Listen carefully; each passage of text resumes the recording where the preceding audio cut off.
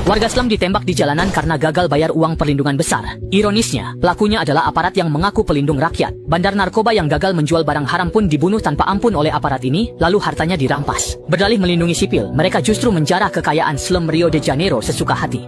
Warga yang nonton TV, internetan, pakai gas atau minum air, dipajaki rahasia 50%. Dengan ini, meski gaji resmi cuma 500 real, penghasilan asli mencapai 300 ribu. Ada yang melapor ke atasan, tapi besoknya saat petugas menyelidik, pelapor mengaku cuma mabuk dan asal bicara. Setelah itu, dia langsung ditembak mati secara brutal.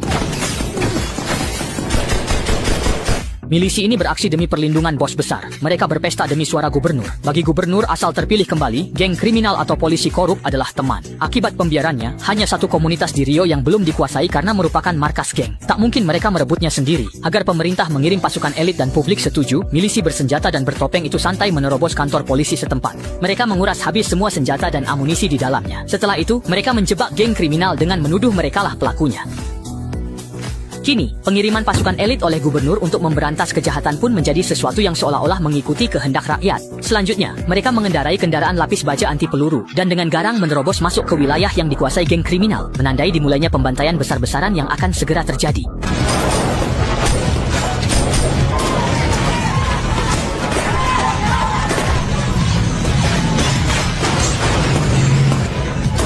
Setelah itu, ratusan polisi bersenjata langsung membantai mereka di jalanan. Geng kriminal tak berdaya dan hanya bisa menunggu ajal. Akhirnya bos geng terpojok di jalan buntu. Mengejutkannya, kapten operasi tidak menembaknya, melainkan memaksa bos geng mengaku lokasi senjata curian dari kantor polisi. Karena tak pernah menyerbu kantor polisi, dia tak tahu keberadaan senjata itu. Namun, Kapten Xiaohei tetap tidak percaya.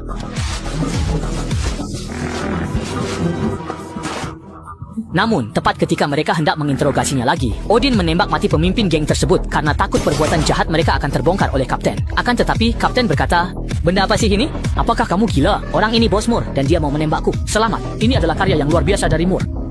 Odin tahu kapten akan mengusut tuntas masalah ini. Maka saat kapten pergi, Odin menembak lehernya. Namun, Xiaohei prajurit didikan kolonel yang takkan biarkan orang asing di belakangnya. Jadi, kematian Xiaohei pasti ulah orang dekat. Kolonel pun bersumpah akan menghukum pelakunya seberat mungkin. Tapi saat penyelidikan dimulai, kepala polisi yang dirampok malah melapor ke wartawan.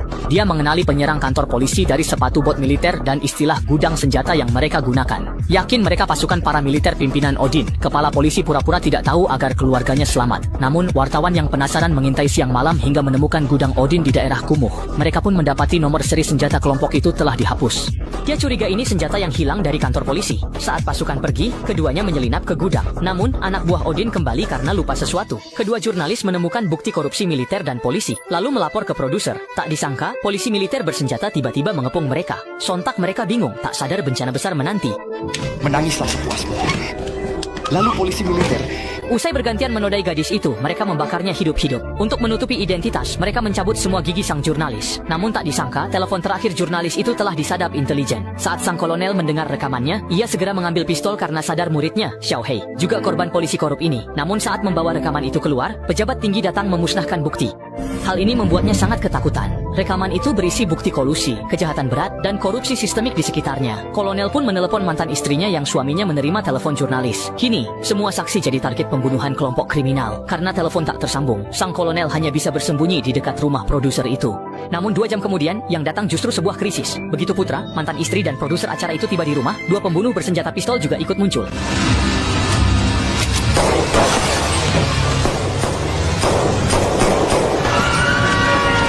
Dasar anak nakal.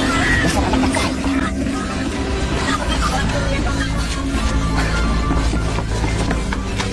Meski kolonel melumpuhkan satu pembunuh, anaknya di mobil tertembak ginjalnya. Tiba di ES, operasi disebut butuh 7-8 jam. Sambil menahan tangis, kolonel menyerahkan rekaman sadapan wartawan ke produser. Identitas lainnya mungkin bisa membantu sang kolonel. Lalu sang kolonel memimpin pasukan elitnya menghadang perwira korup, meninjunya sekeras peluru ke kepala dan menghajarnya. Kau dengarkan aku. Kalau terjadi sesuatu pada anakku, kalau keluargaku celaka, kalau anakku mati, aku akan membunuh semua orang, mengerti? Kau dengarkan aku. Orang pertama yang akan mati adalah kau. Guru dan para biang keladi ini. Aparat berencana mengambil inisiatif untuk menyingkirkan sang kolonel. Namun, veteran 21 tahun itu merasa sedang diikuti, sehingga ia siap melawan balik. Saat melewati persimpangan, ia dihadang aparat bersenjata lengkap. Beruntung, rekan-rekannya datang tepat waktu hingga terjadi baku tembak sengit.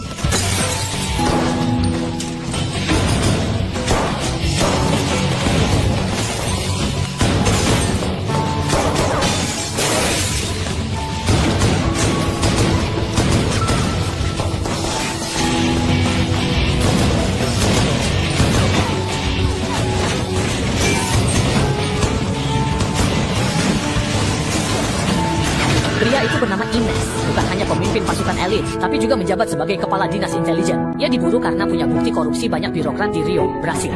Demi memenjarakan mereka, ia menyerahkan bukti ke Komite Parlemen, dan Letnan Kolonel Ines turut bersaksi di sidang ini. Namun saya bisa menyatakan, para komentator sekalian, setengah dari rekan-rekan di rumah ini seharusnya berada di penjara. Mohon semuanya, Jangan khawatir, hal ini dilakukan untuk senantiasa memastikan kebebasan berbicara bagi seluruh pihak yang memberikan komentar. setengah saja tidak cukup para komentator. Di sini hanya ada 6-7 komentator yang benar-benar bersih. Harap tenang semuanya. Komentator sebagai simbol organisasi kriminal terbesar di kota ini, saya bisa di sini Mengumumkan Gubernur Pemerintah Negara Bagian